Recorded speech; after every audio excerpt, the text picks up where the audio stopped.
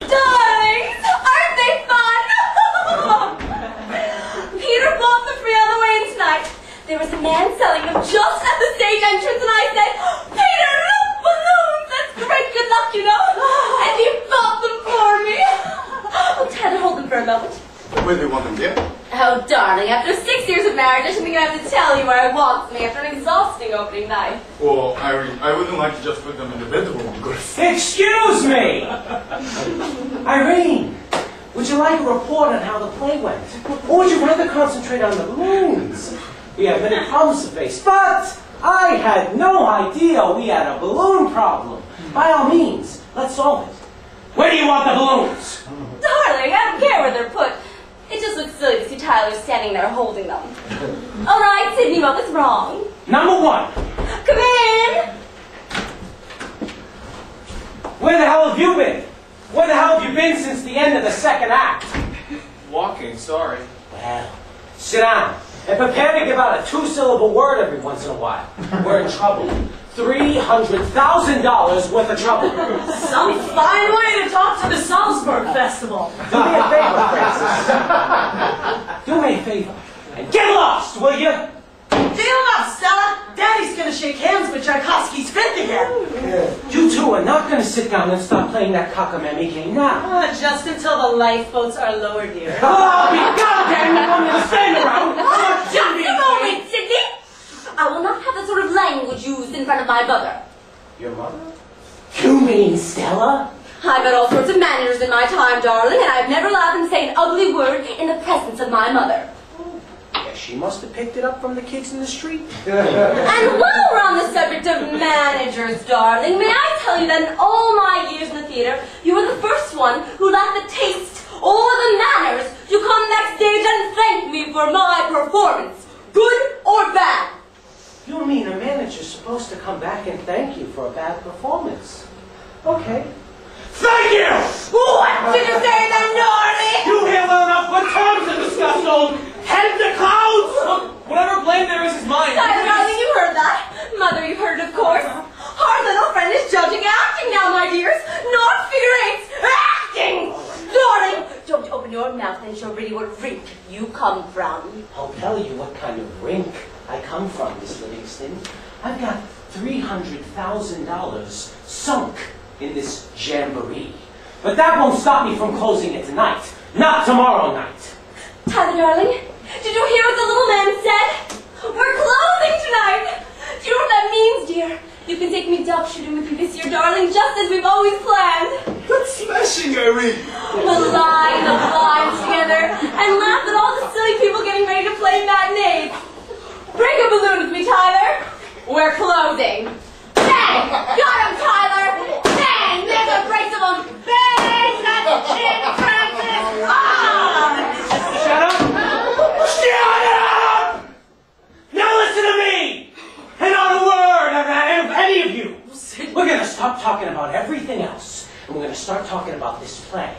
Nothing but this play. I'm going to hear from you one at a time. And anyone who opens up their mouth can pick their teeth up outside. All right, you're first, Peter. You wrote it. Got anything to say? I still believe in this play. And I'll work like hell to fix it. I just need to know that you still do. Never mind whether we believe in it. We're stuck with it, Bub. And I don't intend to be stuck with it, ladies and gentlemen, not for a minute. Before that wise mob gives me the horse laugh, I'll laugh it up for them. I'll put a line of girls in it, and Olsen and Johnson if necessary. So let's quit horsing around with what we believe in and get down to the cases. Okay, Irene, got anything to say? Plenty! But to start with, is there any earthly reason in that first scene why I should not be wearing a smart afternoon dress instead of those rags Mr. Fitzgerald has been walking around in? Second, is there any reason... I am not interrupting.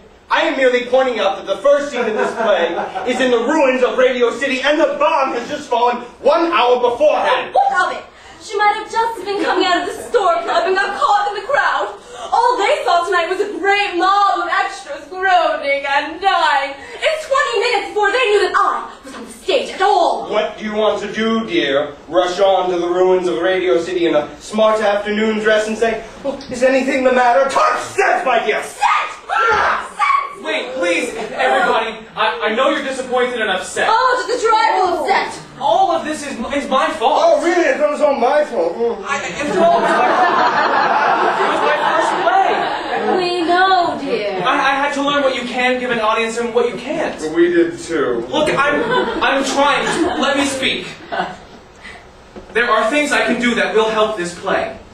When they laughed, they were right. I was being pompous and they saw through me. I can say the same things, but make it more simple and more honest. I know I can. Look, Jack, simplicity and honesty we got plenty of in this play. What we need are a few laughs and a little schmaltz. Laughs? Yes, laughs. What's the matter with laughs? To hell with telling them anything, let's give them a show. Look, all this show has got... The thing that made you do it, work the way you all did, is what it has to say. If you try and change it into something else, we'll be left with nothing. As against what we've got now, of course. That's all we've got, believe me. It's what made you want to do it. It's what made me want to write it. Good or bad, don't run out on that now or we haven't got a chance. The only chance we've got, my friend, is to forget what made us do this play. God alone knows what made you write. So let's put a cover over the ash can. And when we need any more 2 for a quarter, beauty and poetry, you'll be right there and we'll turn around and ask you for some. Meanwhile, I don't want to hear any more private battles between you two about extras and clothes. If you don't want to talk turkey, shut up! I'm going to do the talking and I'm going to talk fast too.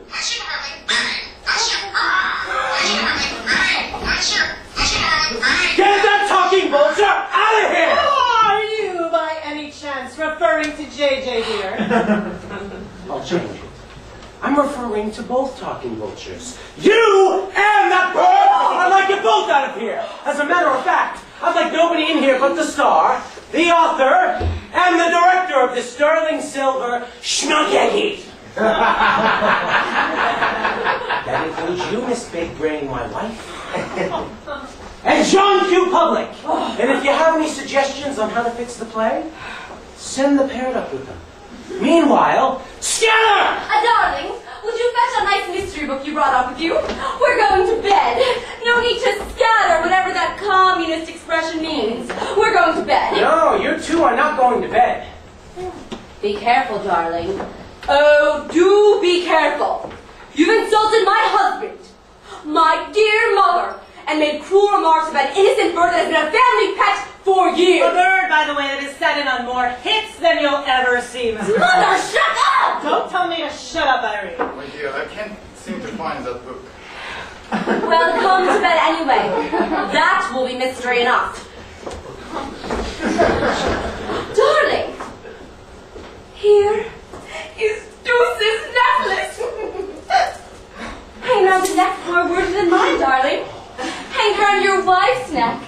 If it doesn't fit, I know a number of people who will be glad to tighten it. Miss Livingston either makes a public apology to my wife, Mr. Black, or I do not appear at another rehearsal. Lawyers hitched to horses couldn't drag me to another rehearsal of this show now until that woman apologizes for insulting one of our leading actresses. Oh, leading actresses. Who counted the votes, dear, you? That's 2 apologies I want now, Mr. Black. Mother, will you kindly shut up? Oh, don't keep telling me to shut up, Irene. That trust fund in my name, so watch your language. Take me away, Tyler. Oh, Tyler, take me away and give me a child. A child that won't turn on me, at least until it's older.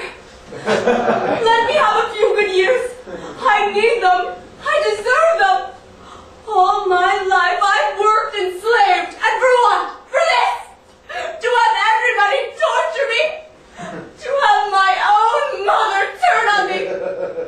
Oh, Tyler, it's too much. It's the last straw. Let us have children. I know when I'm beaten. The spirits of ammonia are in the medicine chest, the hot water bags are in the closet, and you can call room service for ice for the cold water compresses. Anyone else want to tell me to shut up? Someday, Mother, I'm going to put my head down! Someday. I'm going to forget I'm a Harvard man. Mother.